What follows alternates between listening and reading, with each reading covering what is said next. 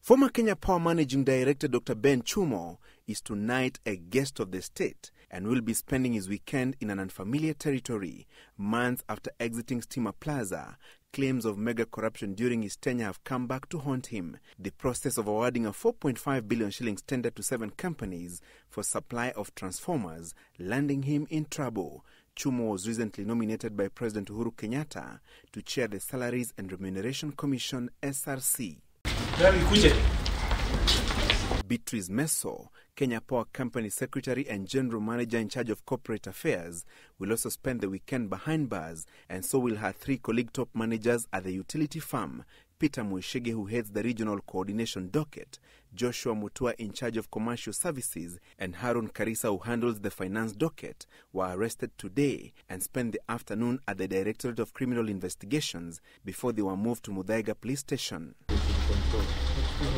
Director of Public Prosecutions Noordin Haji okaying the arrest of Kenya Power Managing Director Dr. Tarus, who was in charge of the finance docket before his elevation to succeed Chumo. Other Kenya Power top managers being pursued by detectives are Peter Kinuthia, Abubakar Swale, Samuel Ndirango, Stanley Mutweri, Benson Mureithi and John Ombui. Essentially, it means nearly the entire top management of Kenya Power is facing corruption allegations and likely ouster from the institution, Haji terming the action necessary to combat corrupt activities within the organization. The top managers are accused of awarding lucrative tenders to their close family members and friends in an intricate web of collusion.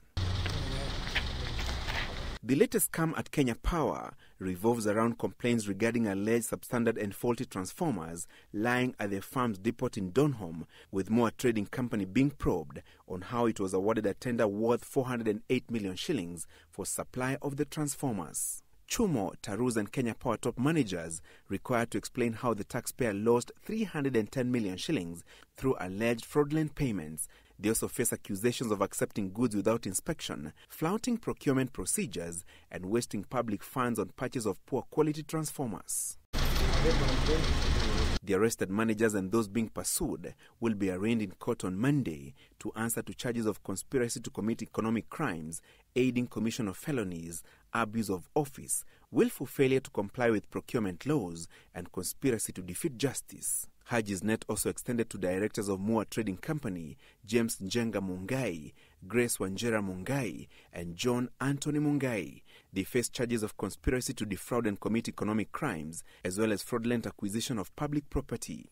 Other than the controversial transformers purchase, the investigators have also flagged labor and transport contracts that were floated in 2017.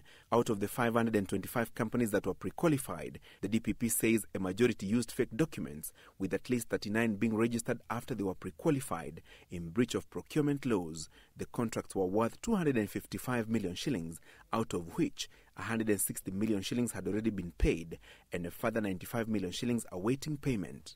Directors of 9 companies have been ordered to surrender to answer to corruption charges. The targeted companies are Miller's Enterprises, Kazimix, Petsas, Jake Building and Construction, Thotech Agencies, Wachema Investment, Touchline Electrical, Mint Ventures and Apenco Holding Limited. Francis Gashuri, Citizen Weekend.